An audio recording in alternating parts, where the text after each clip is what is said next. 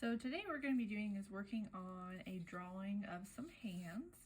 So you can kind of see by this diagram that when you're starting a drawing of a hand, you don't really want to start with the outline of the hand. You want to instead think about kind of the big main shapes. So like when I'm looking at my hand, I want to treat the fingers as one whole shape. You know, kind of the palm of my hand is one shape, and then trying to look at kind of the angles that connect all those different parts together. So just like you can kind of see on, this hand, how everything's kind of divided up. And as you continue working, then you start kind of making it into a hand. Because a lot of times if we start it with, the outline first, then we start kind of losing track of what the hand is actually supposed to be. And, it starts to just look like any old hand instead of the hand that we're trying to draw. So we're going to start by practicing this picture of a hand, which has a little apple in it. So instead of starting with just, plain paper, what I'm going to do is I'm going to tone my gray paper by using the side of my charcoal. And I'm going to rub it a little bit to smooth it out. And then what I'm going to start with first is really looking at this picture and looking at how, this apple's one shape, this back wrist is one shape.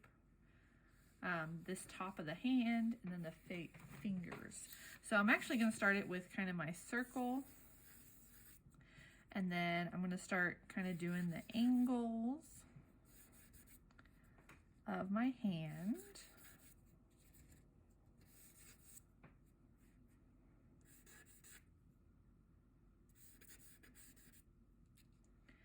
And I'm just trying to look really just at how everything is turning, everything is connecting.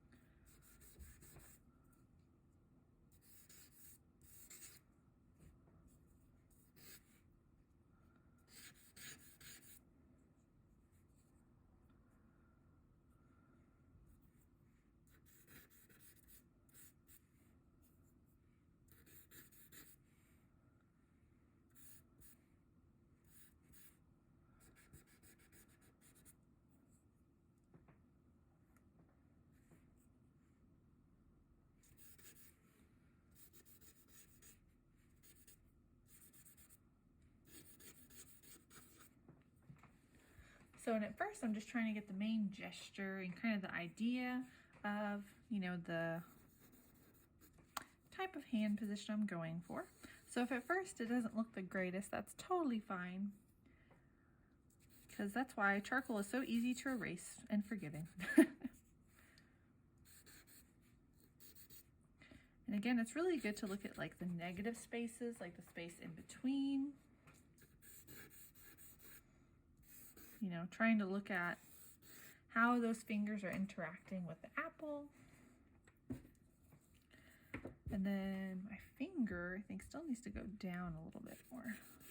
It's going too high.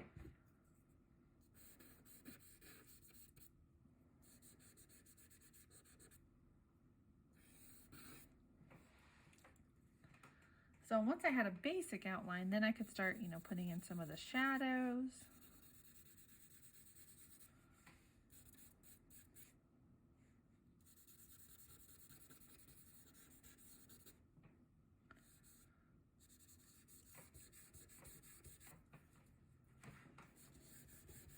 I'm not too worried about having those little details right now. It's just kind of a gesture, an idea of those fingers.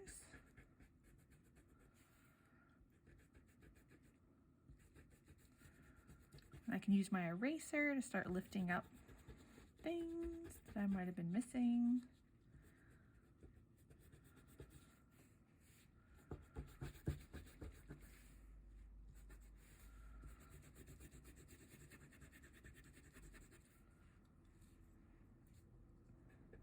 We got this funky finger down here.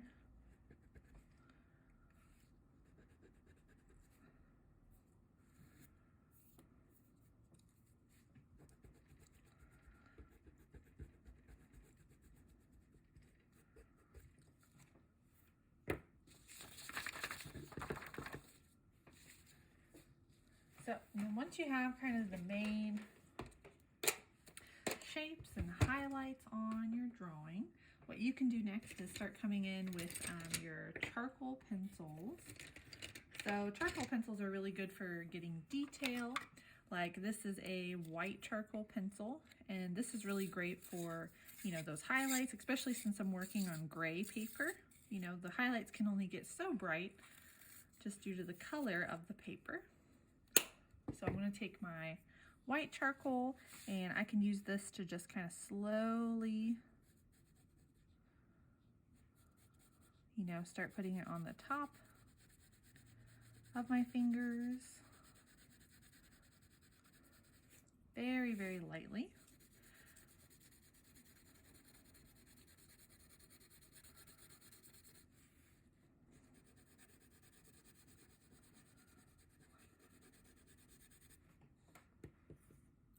You can also kind of smear it together. I like to put some on the tip of this finger, tip of this finger. We'll put a little bit on this apple. As I'm putting my highlights in, I'm not doing it randomly. I'm trying to curve with whatever, you know, object I'm trying to fill in. Because if you just kind of put it in randomly, then it's not really going to help you. It's just going to, you know, ooh, it's brighter, but, you know, it's not really going to go with the shape of the hand or whatever you're working on.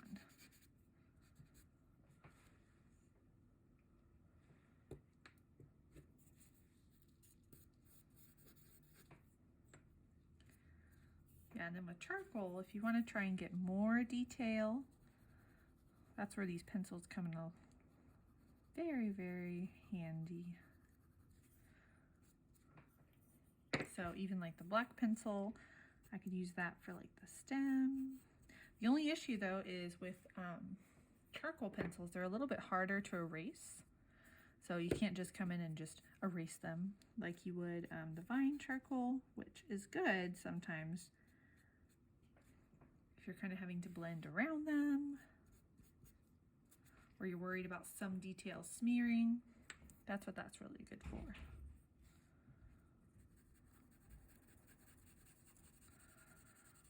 I could also use the pencil to add some shadows on my apple.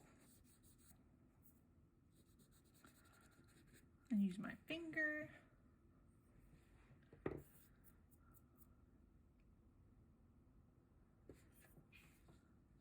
And there's just a little more white underneath those fingers.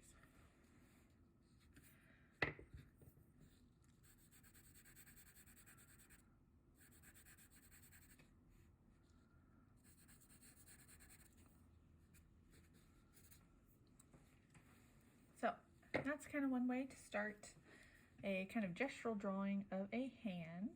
So obviously I could have spent a lot more time, you know, refining it, taking my time. And it's always good, you know, before you get too in depth with all of your details, you know, to really double check your lines and proportions. Because sometimes we end up, you know, rushing things. We're like, oh, this looks so good. And you start shading it. And then, you know, something's really off and you have to restart. So that's why it's always good to take your time.